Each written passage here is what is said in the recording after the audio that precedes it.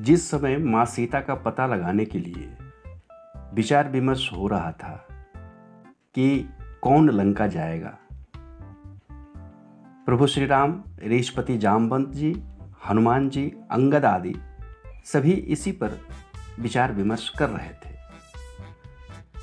जामवंत जी अपने बुढ़ापे का कारण बताते हुए कहते हैं कि बलि बांधत प्रभु बाढ़ेऊ, सो तनु बरनी न जाय, उभय घड़ी मह दिन सात प्रदक्षिणा धाय।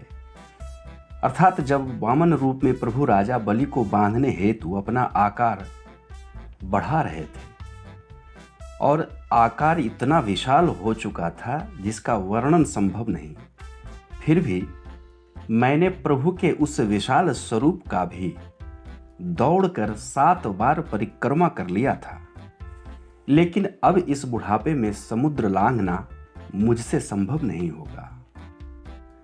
तब अंगद जी कहते हैं कि हे ऋषपति, मैं समुद्र को लांघकर रावण की लंका में जाकर माता सीता का पता लगाने में पूर्ण रूपेण समर्थ हूं, पर मुझे लौटने में कुछ संदेह है। अंगद के लौटने में क्यों संदेह है? इस पर हमें कई तरह की कथाएं मिलती है।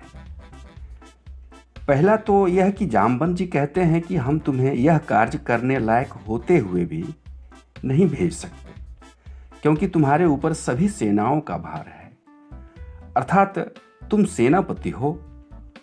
और दूसरा यह कि एक कथा के अनुसार अंगद और रावण पुत्र अक्षय कुमार दोनों एक ही गुरुकुल में शिक्षा ग्रहण कर रहे थे।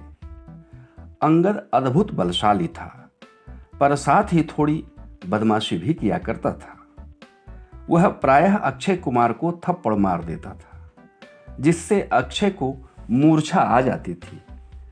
इससे तंग आकर गुरुजी ने अंगद को श्राप दे डाला और कहा कि यदि अब तुम रावण पुत्र अक्षय कुमार को एक भी थप्पड़ मारा तो तुम्हारी मृत्यु हो जाएगी।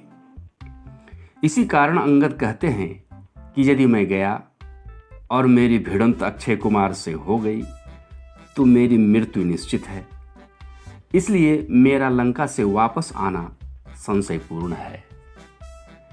और एक कथा के अनुसार यह कि चूंकि बाली पुत्र अंगद को मंदोदरी का पुत्र बताया गया है, इसलिए संभव है कि वह मातृ प्रेम में फंसकर अपने लक्ष्य से भटक जाए, इसलिए उसे लौटने में संदेह हुआ है।